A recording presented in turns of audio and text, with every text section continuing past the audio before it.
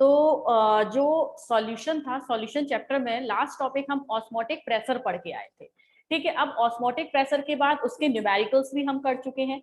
अब क्या बचा है इसमें, तो इसमें अभी एक तो कॉलिगेटिव प्रॉपर्टी और बची है, और ऑस्मोटिक प्रेशर से रिलेटेड आपका कंसंट्रेशन के बेस पर टाइप ऑफ सॉल्यूशन और बचे हैं। ठीक है, कंसंट्रेशन के बेस पर टाइप ऑफ सॉल्यूशन भी आपके इधर बच रहे हैं। वहां से 1 या 2 मार्क्स में कभी कभी क्वेश्चन पूछ लिया जाता है। ठीक है, तो भाई हमें तो 1 मार्क्स का भी नहीं, आपको छोड़ सकते हैं। तो 1 और 2 मार्क्स का क्वेश्चन जो पूछा जाता है वो है आपका कंसंट्रेशन ऑफ सॉल्यूशन के बेस पर। ठीक, तो जरा इसे समझिएगा। तो सबसे पहले हम लिखते हैं टाइप ऑफ सॉल्यूशन। ठीक है, मैं हेडिंग डाल देती हूँ, टाइप ऑफ सॉल्यूशन। ठीक है, सॉल्यूशन के टाइप है, और ये टाइप किसके बेस पर है, कंसंट्रेशन के बेस पर है। ठीक है, और कंसंट्रेशन सॉल्यूशन के कंसंट्रेशन के बेस पर है, यानी कि यहाँ पर आपका ऑस्मोसिस वाली प्रोसेस से ये वर्क करेंगे। ठीक है, ऑस्मोसिस प्रिंसिपल से ही रिलेटेड ये सॉल्यूशन है, इसलिए मैं यहाँ पर ऑस्मोसिस के साथ ही आपको करा रही हूँ। तो type of solution on the basis of their concentration there have 3 types of basic solution. ठीक है, कितने टाइप के होते हैं, 3 टाइप के बेसिक सॉल्यूशन होते हैं। अब ये 3 टाइप कौन से हैं, पहला होता है आपका कौन सा, आइसोटोनिक। ठीक है, आप लोगों में शायद कोई जानते भी होंगे आइसोटोनिक सॉल्यूशन। ठीक है, दूसरा होता है अपना हाइपोटोनिक, हाइपोटोनिक सॉल्यूशन, और तीसरा होता है अपना कौन सा, हाइपरटोनिक सॉल्यूशन, हाइपरटोनिक सॉल्यूशन। ठीक है, तो इस तरीके से 3 टाइप के सॉल्यूशन है, isotonic, hypotonic and hypertonic solution. अब इसमें से क्वेश्चन में साथ के साथ बताती जाऊंगी कि बोर्ड एग्जाम में आपके कैसे क्वेश्चन यहाँ से बनते हैं। ठीक है, तो जरा ध्यान देके पढ़िएगा। अब देखो, सबसे पहले हम बात करते हैं आइसोटोनिक सॉल्यूशन की। ठीक है, किसकी बात करें, हम बात करते हैं आइसोटोनिक सॉल्यूशन की। ये आइसोटोनिक सॉल्यूशन क्या बला है, ठीक है, क्या कह रहे हो। अच्छा, कल की रिकॉर्डेड वीडियो सेंड नहीं की भाई, कर दूंगी मैं सेंड। ठीक है, थोड़ा सा नेट भी प्रॉब्लम कर रहा था 2-3 दिन से, इसलिए आपको मैं कर दूंगी 1-2 दिन में, आपको सारी वीडियो जो लास्ट क्लास की है वो मिल जाएंगी।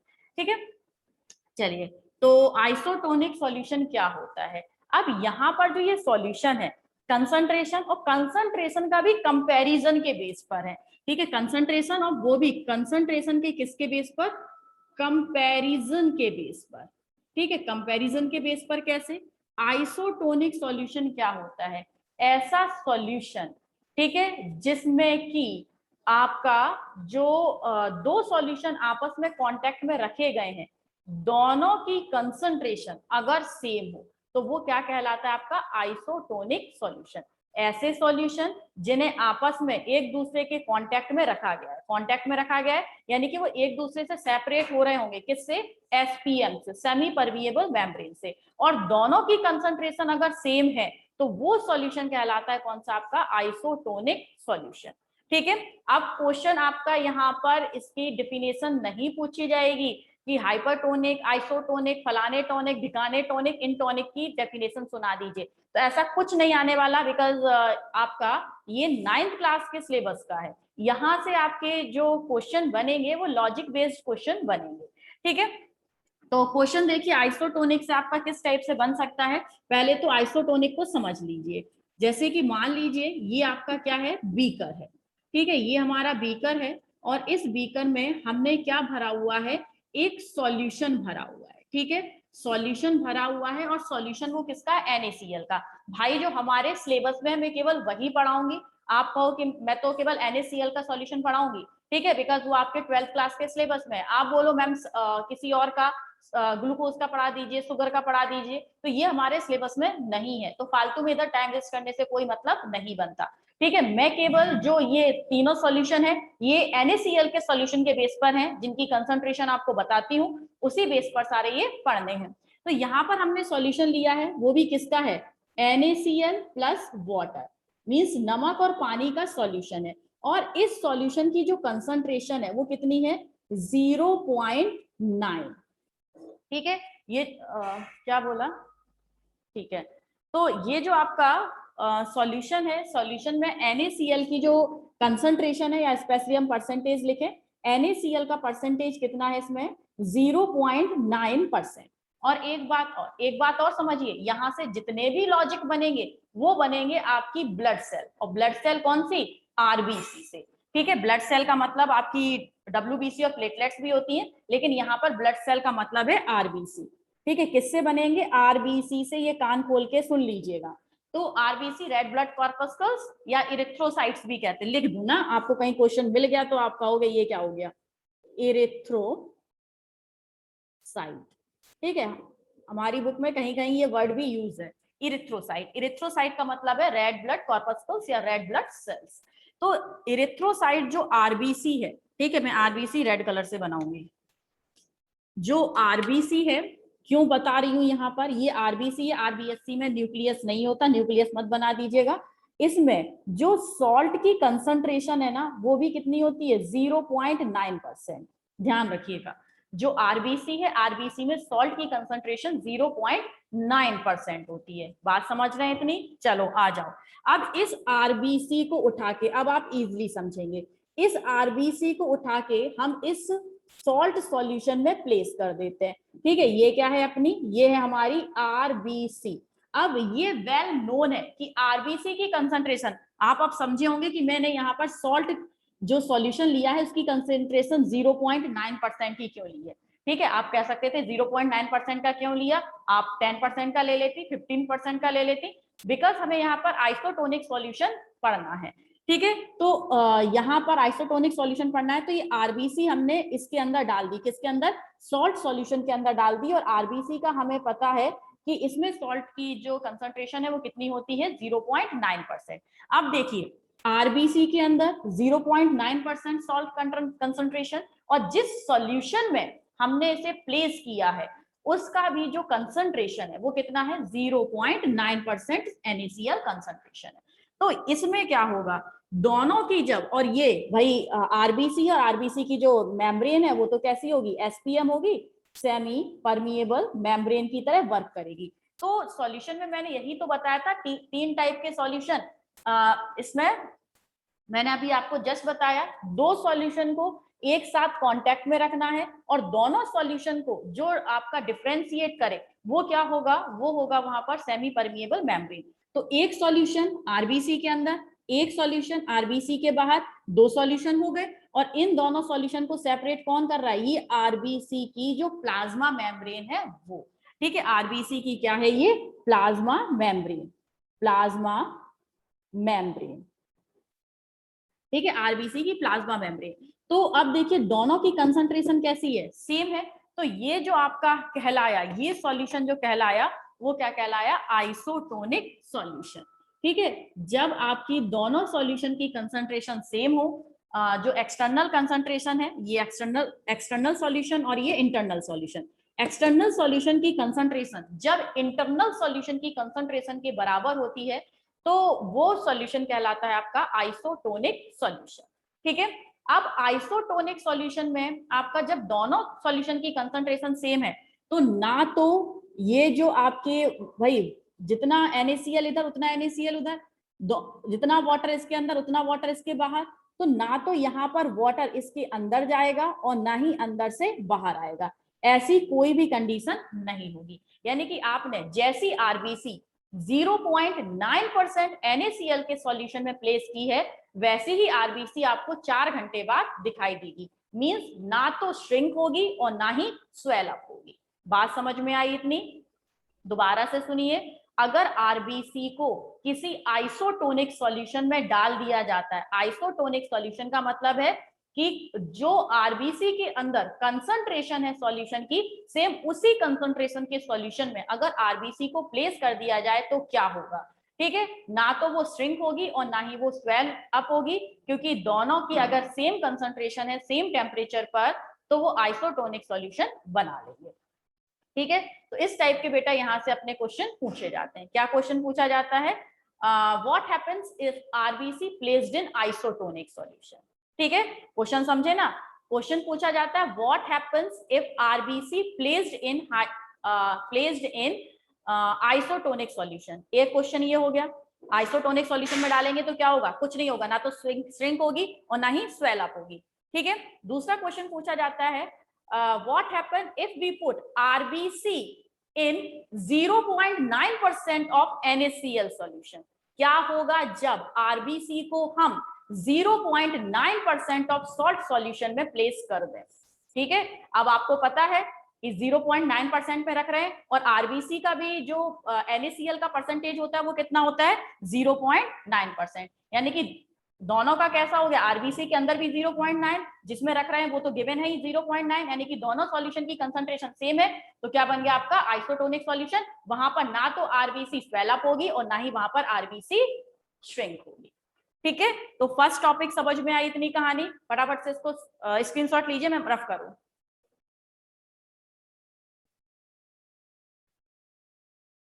दोनों सेम है तो कंपैरिजन इससे हुआ। ये जो सेमी परमिएबल मेम्ब्रेन है ना बेटा, सेमी परमिएबल मेम्ब्रेन, इन दोनों जो सिस्टम है, ये सिस्टम और ये सिस्टम, इन दोनों सिस्टम को क्या कर रही है, सेपरेट कर रही है। दोनों चीजें बिल्कुल अलग अलग हैं। ठीक है, आइए नेक्स्ट। हो गया, अरे भाई रफ करने वाला कहाँ गया।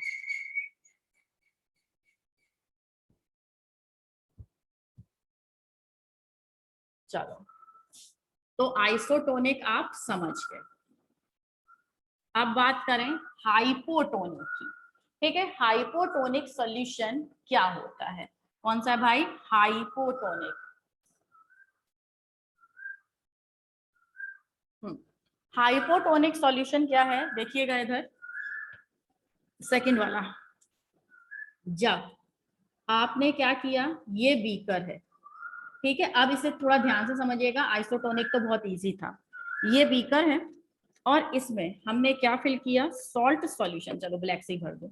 इसमें हमने प्लेस कर दिया सॉल्ट सॉल्यूशन।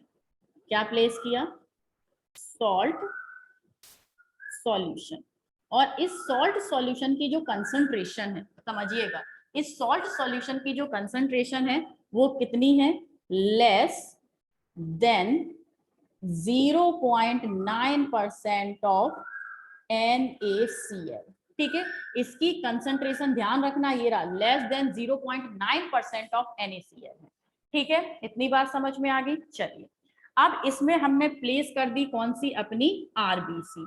ये डाल दी हमने इसके अंदर आरबीसी, आरबीसी। अब क्या होगा, ठीक है, अब देखिए हाइपोटोनिक, हाइपो का मतलब है कम कंसंट्रेशन वाला। ठीक है, जब आपका कम कंसंट्रेशन, देखो दो में कंपैरिजन हो गई। अब आरबीसी की कंसंट्रेशन आपको पता है एग्जैक्ट 0.9% NaCl की होती है। ठीक है, और ये जो बाहर हमने सॉल्यूशन लिया है इसकी कितनी है, लेस देन 0.9% ऑफ NaCl। यही तो है, 0.9% ऑफ NaCl की कंसंट्रेशन है। तो ये क्या है आपका, एक हाइपोटोनिक सॉल्यूशन है जिसकी कंसंट्रेशन, जिसमें की सॉल्यूट की कंसंट्रेशन कैसी है, आपकी कम है। ठीक है, चलो सॉल्यूट से नहीं, मैंने शायद सॉल्वेंट से आपको पढ़ाया था, तो सॉल्वेंट के बेस पर ही पढ़ लेते हैं। ठीक है, डोंट बी कंफ्यूज, सॉल्वेंट के बेस पर ही हम पढ़ेंगे, हम दूसरा बेस नहीं उठाएंगे यहाँ पे। तो अब देखिए यहाँ पर जो NaCl है, NaCl कितना है, 0.9% से कम है। ठीक है, 0.9% से कम है। जैसे हम मान लेते हैं इसे 0.2% NaCl है। जब NaCl 0.2% है तो ज्यादा क्या होगा, अधिक क्या होगा, अधिक होगा इसमें वाटर। ठीक है, वाटर कैसा होगा, यहाँ पर वाटर होगा मोर, और वाटर क्या है यहाँ पर, सॉल्वेंट। बात समझ रहे हो। अगर NaCl आप जानते हो सॉल्यूट है, तो NaCl कैसा है, लेस देन 0.9% यानी कि कैसा है, इसके कंपैरिजन में, आरबीसी के कंपैरिजन में NaCl कैसा है, कम है। तो जब NaCl कम है, सॉल्यूट कम है, तो कौन ज्यादा होगा, सॉल्वेंट ज्यादा होगा ना। तो यहाँ पर इस बाहर वाले सॉल्यूशन में वाटर मोर है, यानी कि सॉल्वेंट कैसा है, मोर है। और अब इसकी बात करें, तो इसकी बात करें तो इसमें NaCl 0.9% है, यानी कि NaCl इसके कंपैरिजन में कैसा है, ज्यादा है। ठीक है, NaCl इसके कंपैरिजन में ज्यादा है, मींस सॉल्यूट इसके कंपैरिजन में ज्यादा है। तो इसके अंदर सॉल्वेंट कैसा होगा, सॉल्वेंट कैसा होगा, लेस होगा। ठीक है, एक दूसरे के उल्टे ही होंगे। यहाँ पर सॉल्वेंट कैसा है, मोर है, और यहाँ पर सॉल्वेंट कैसा है बेटा, लेस है। दिखाई दे रहा है ना, लो हट गई मैं। यहाँ पर सॉल्वेंट कैसा है आपका, लेस है। तो अब होगा क्या, अब क्या होगा भाई, आप बता सकते हैं, बता सकते हैं, चलिए बताइए, पहले बता दीजिए क्या होगा, इस आरबीसी का क्या होगा, आंसर लिखो जरा, हम तो बताएंगे ही अभी। बताओ इस आरबीसी के साथ क्या होगा।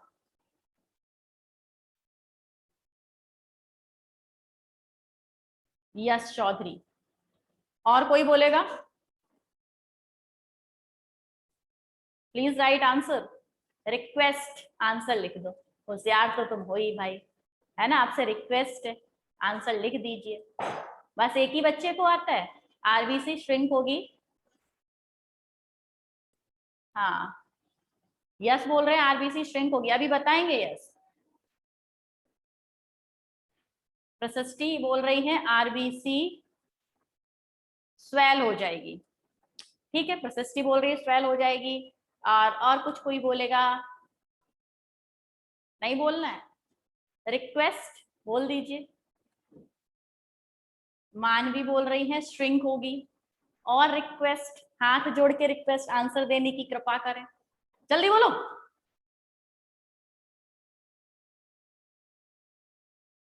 कैश्यू वाला ही तो है ये, ओहो कैश्यू वाला नहीं है, कैश्यू तो काजू होता है लाडले, यस, ये रेजिन, रेजिन रेजिन, लेकिन रेजिन का भी कुछ उल्ट उल्टा पुल्टा means.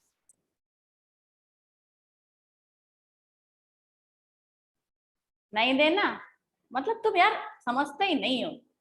The cell will swell and may burst in hypotonic, okay.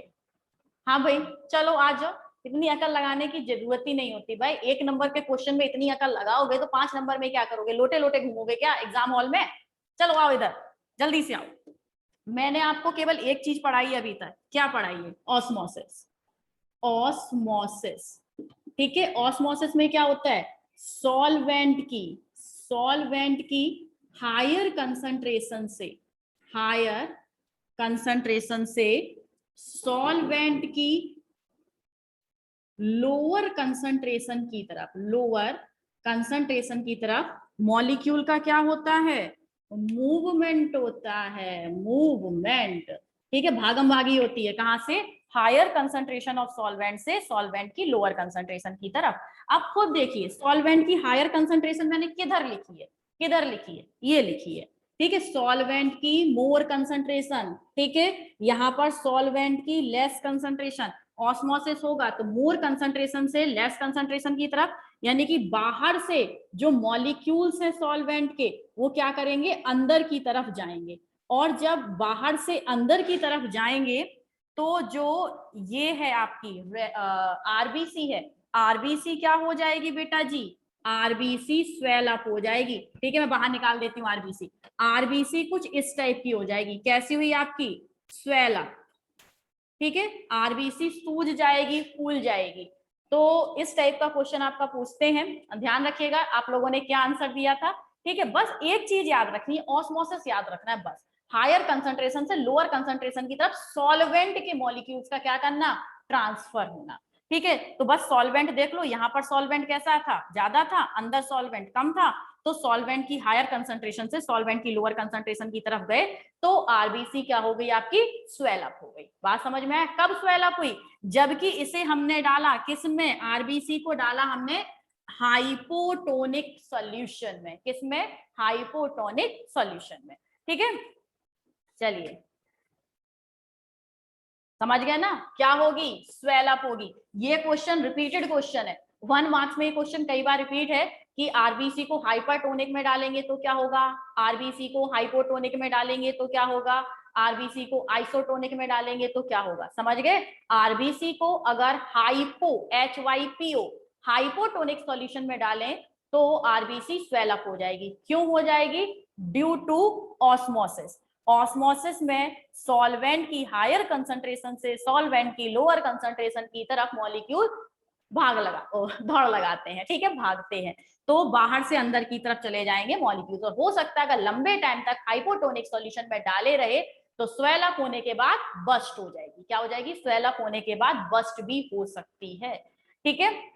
बात समझ गए इतनी? आप इसे रेजन के हिसाब से समझ सकते हैं, आप इसे अंगूर के हिसाब से समझ सकते हैं, ठीक है। बस सॉल्यूशन ध्यान रखना हाइपोटोनिक होना चाहिए, ठीक है। जैसे अब मैं एग्जांपल बताती हूँ आपका दूसरा वाला। अंगूर देखे ना आपने, अंगूर खट्टे होते हैं, खैर, तो अंगूर को अगर आप पानी में डाल दें, मैं नहीं कह रही हूँ चाशनी में डालना है, अंगूर को लाओ पानी में डाल दो, क्योंकि अंगूर के अंदर जो कंसंट्रेशन है उसकी कंसंट्रेशन बाहर वाले सॉल्यूशन से कम होनी चाहिए, समझ गए ना।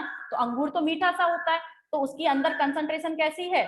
सॉल्यूट की ज्यादा, और उसे किस में डाल दिया? पानी में डाल दिया। तो पानी में, भाई पानी में तो कोई भी आपका सॉल्यूट नहीं है, यानी कि वहां पर कंसंट्रेशन किसकी? सॉल्वेंट की ज्यादा होगी। तो पानी में अगर अंगूर डाल दिए तो पानी अंगूर के अंदर क्या करेगा? भागेगा, घुसेगा, ठीक है। और कुछ टाइम बाद अंगूर के ऊपर जो पतली सी मेम्ब्रेन होती है ना, वो बस्ट हो जाती है। कभी आपने देखा होगा शाम के अंगूर आए और पानी में आप अगर छोड़ दें और सुबह उन ग्रेप्स को, अंगूर को निकाल के खाए ना, तो उनकी आउटर कवरिंग फट जाती है। क्यों फट जाती है? ड्यू टू कौन सा? हाइपोटोनिक सॉल्यूशन में आपने उन्हें प्लेस कर दिया था। और ये ऑस्मोसिस, और ये ऑस्मोसिस कौन सा ऑस्मोसिस कहलाता है? ऑस्मोसिस तो है, लेकिन कौन सा ऑस्मोसिस है? तो इस स्पेसिफिक ऑस्मोसिस को, इस घटना को, इस परिघटना को हम क्या कहते हैं? ठीक है, ये जो आपकी कहानी है इसे हम क्या कहते हैं बेटा? इस कहानी को बोलते हैं एंडो ऑस्मोसिस। ऑस्मोसिस तो हुआ, लेकिन साथ में एंडो ऑस्मोसिस। एंडो क्यों कहा? क्योंकि अंदर की तरफ, सेल के अंदर की तरफ जो सॉल्वेंट है उनका क्या हुआ? ट्रांसफर हुआ, ठीक है। तो ये आपकी ऑस्मोसिस है, और स्पेशली कौन सा ऑस्मोसिस है? एंडो ऑस्मोसिस है, क्योंकि सॉल्वेंट के मॉलिक्यूल्स एक्सटर्नल सॉल्यूशन से इंटरनल सॉल्यूशन की तरफ जा रहे थे, ठीक है। बात इतनी समझ गए? चलिए, तो स्क्रीनशॉट लीजिए। हाँ, किसमिस में होता है?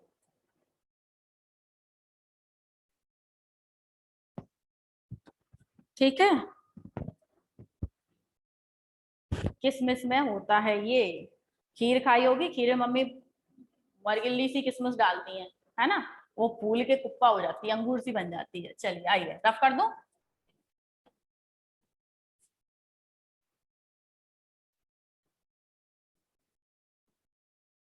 अब बात कर लें तीसरे सॉल्यूशन की। तीसरा कौन सा था? तीसरा था hypertonic. Hypertonic solution, okay. Hypertonic solution क्या होते हैं? अब देखिए, हाइपर का मतलब ज्यादा, जिसमें सॉल्यूट की कंसंट्रेशन कैसी होगी? ज्यादा होगी। अब देखो, आओ इधर, हमने क्या लिखा? यहाँ पर एक बीकर बनाया और इसमें हमने भर दिया क्या? सॉल्यूशन, ठीक है। क्या फिल किया बेटा? सॉल्यूशन फिल कर दिया। और इस सॉल्यूशन में NaCl की कंसंट्रेशन, NaCl की जो कंसंट्रेशन है कैसी है? मोर देन 0.9%, ठीक है। मैंने फिर से कह रही हूँ, आपकी सिलेबस में RBC वाला है, इसलिए मैं हर जगह 0.9% सॉल्ट सॉल्यूशन लिख रही हूँ। तो ये हमने क्या लिख लिया? एक सॉल्यूशन लिया जिसमें NaCl की कंसंट्रेशन ज्यादा है 0.9% से, ठीक है। और इसमें हमने डाल दी अपनी लाल लाल सी इरिथ्रोसाइट, ठीक है, मींस RBC। ये क्या है? अपनी RBC। और RBC में सॉल्ट की कंसंट्रेशन कितनी होती है? 0.9% NaCl की कंसंट्रेशन, ठीक है। चलो आ जाओ। अब देखिए, इसमें NaCl की कंसंट्रेशन कैसी है? मोर है, ठीक है। तो NaCl तो बेटा हम जानते हैं, NaCl क्या है? यहाँ पर सॉल्यूट है, ठीक है। तो यहाँ पर जो सॉल्वेंट है, सॉल्वेंट क्या है? यहाँ पर वाटर है, ठीक है। सॉल्वेंट क्या इधर? वाटर है। तो NaCl साफ साफ लिखा है, NaCl मोर है, तो जो वाटर है वो कैसा होगा? इसके कंपैरिजन में वाटर कैसा होगा? लेस होगा, ठीक है। जब इसमें वाटर लेस है तो यहाँ पर वाटर कैसा होगा आपका?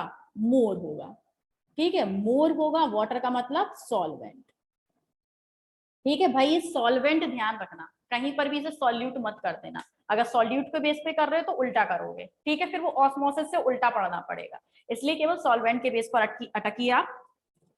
यहां पर जब NaCl ज्यादा है तो सॉल्वेंट कैसा होगा, कम होगा।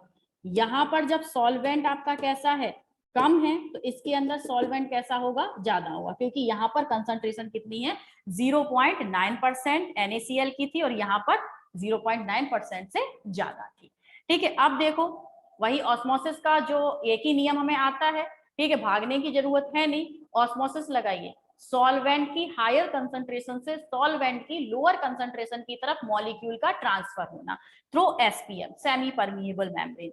तो सॉल्वेंट की मोर कंसंट्रेशन कहां पर है, सॉल्वेंट की मोर कंसंट्रेशन ये मुझे दिख रही है, ठीक है, और लेस कहां है, बाहर है, तो मोर से लेस की तरफ, यानी कि यहां से बाहर की तरफ जो सॉल्वेंट के पार्टिकल्स हैं वो क्या होंगे, बाहर की तरफ निकलेंगे।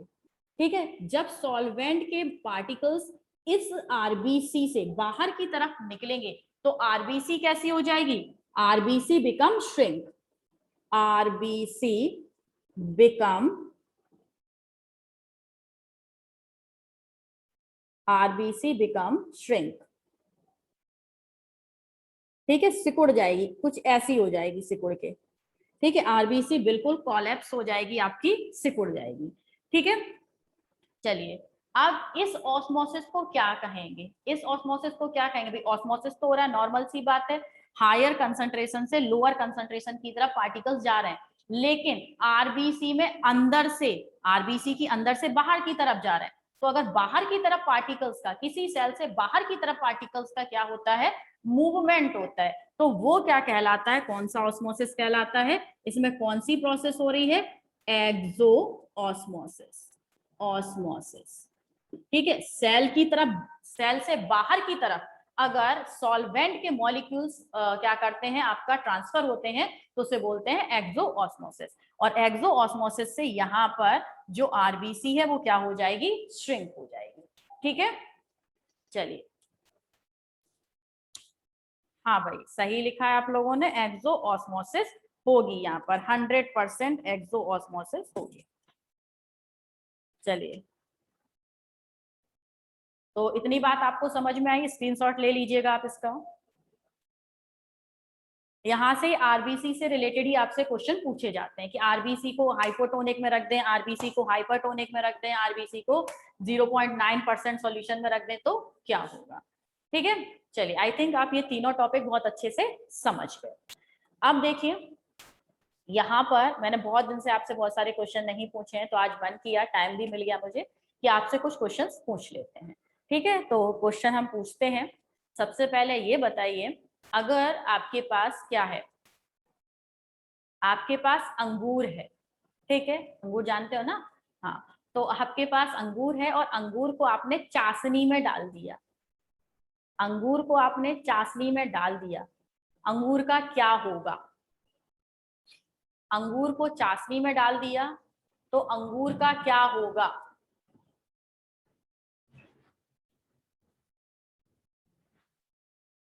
क्या होगा, आंसर बताओ, श्रिंक होगा, स्वेल होगा, कुछ नहीं होगा,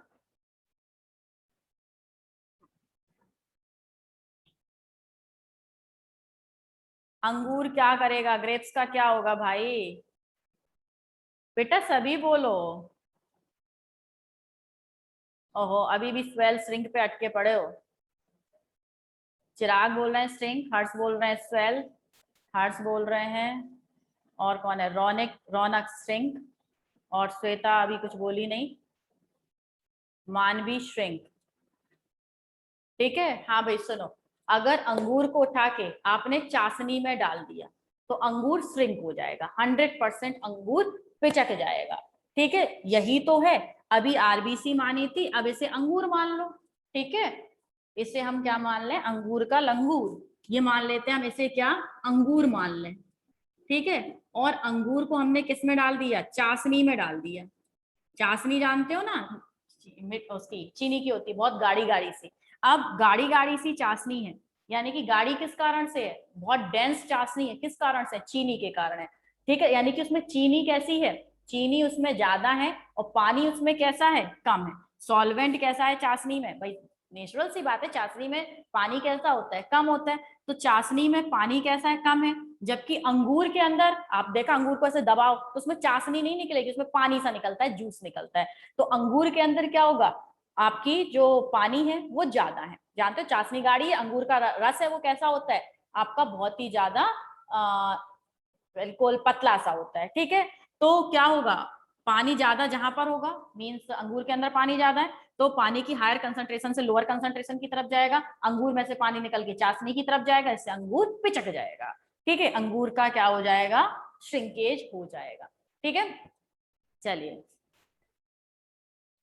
गरम चाशनी हो तो उबल जाएगा, उसे चम्मच से निकाल के खा लियो। ठीक है। हाँ भाई, सब्जी थोड़ी ना बनानी है अंगूर की। हाँ, मुरब्बा पड़ जाएगा अंगूर का, गरम चाशनी में डाल दिया तो। अब नेक्स्ट क्वेश्चन है आपका, नेक्स्ट है कि अगर जो आपके पास रेजिन है, रेजिन समझते हैं ना, किशमिश। ठीक है, किशमिश को उसी शुगर सॉल्यूशन में डाल दिया जितनी कंसंट्रेशन किसके अंदर है, रेजिन के अंदर, तो क्या होगा रेजिन के साथ। रेजिन को एक ऐसे शुगर सॉल्यूशन में डाला हमने जिसकी कंसंट्रेशन रेजिन जैसी ही है, तो रेजिन का क्या होगा, स्वेल होगी, श्रिंक होगी, क्या होगा। हाँ, प्रशिष्टि, यस, मानवी। ठीक है, कुछ नहीं होगा, नथिंग। ठीक है, और आप कह सकते हैं नो चेंज। अगर सेम कंसंट्रेशन है तो कौन सा सॉल्यूशन बन गया, आइसोटोनिक सॉल्यूशन, आइसोटोनिक सॉल्यूशन में डाल दिया तो नो चेंज, कोई चेंज नहीं होगा किसमें, आपका किशमिश में। ठीक है, रेजिन में। बिल्कुल सही, आप सभी के आंसर बिल्कुल सही है, नो चेंज, कुछ नहीं होगा। हाँ, अब एक और क्वेश्चन हम पूछते हैं आपसे, जो आप क्या है, हाँ चलिए, अगर आपके पास 1 kg, 1 kg क्या है, शुगर है। ठीक है, 1 kg शुगर का आप 1 लीटर में सॉल्यूशन बना रहे हैं, 1 लीटर ऑफ वाटर में सॉल्यूशन बना रहे हैं। ठीक है, और इसमें इसमें अगर हम डाल दें इसमें अगर हम डाल दें क्या, अंगूर डाल दें। ठीक है, 1 लीटर जो शुगर और वाटर का सॉल्यूशन है उसमें अगर हम अंगूर डाल दें तो कौन सा ऑस्मोसिस शो होगा, एंडो एक्सो। ठीक है, अब एक और बात बता दें, जो आपने सॉल्यूशन बनाया है ना, वो सॉल्यूशन कैसा है आपका, हाइपरटोनिक सॉल्यूशन है। 1 लीटर पानी में 1 kg चीनी का जो सॉल्यूशन बनाया है वो कैसा है, हाइपरटोनिक होगा। नेचुरल सी बात है, हाइपरटोनिक होगा। उसमें आपने अंगूर डाल दिया, कौन सा ऑस्मोसिस होगा, एक्सो एक्सो एक्सो। ओके, गौरव, रौनक, मानवी, प्रशस्ति। ओ ओ प्रशस्ति, प्रशस्ति गड़बड़ हो गई, प्रशस्ति एक्सो होगा बेटा, कौशिक एक्सो, मानवी यस एक्सो, बिल्कुल ठीक है, क्या होगा, एक्सो होगा। सेम यही है, चाशनी में डाल दिया अंगूर को तो कौन सा ऑस्मोसिस हो रहा था, एक्सो ऑस्मोसिस। यानी कि आप ऑस्मोसिस भी पूछ सकते हैं, स्वेल होगी, श्रिंक होगी, ये भी पूछ सकते हैं, कुछ भी पूछ सकते हैं भाई, वो तो उनका मन है। ठीक है, तो क्या होगा बेटा, एक्सो ऑस्मोसिस होगा। चलिए, आज का लास्ट क्वेश्चन आपसे पूछ लेते हैं। लास्ट क्वेश्चन है, सेमी परमिएबल मेम्ब्रेन कौन से इनऑर्गेनिक सब्सटेंस से भी हम बना सकते हैं। ठीक है, एसपीएम है, सेमी परमिएबल मेम्ब्रेन कौन से इनऑर्गेनिक सब्सटेंस से बनाई जा सकती है। हर्ष, बेटा कौन सा मैसेज तेरा, कहाँ आया हर्ष, हर्ष नहीं दिख रहा बेटा मुझे, तेरा मैसेज नहीं दिख रहा। कॉपर फेरोसाइनाइड, ठीक है, एक आंसर आया मेरे पास, जल्दी जल्दी लिखो, छापो।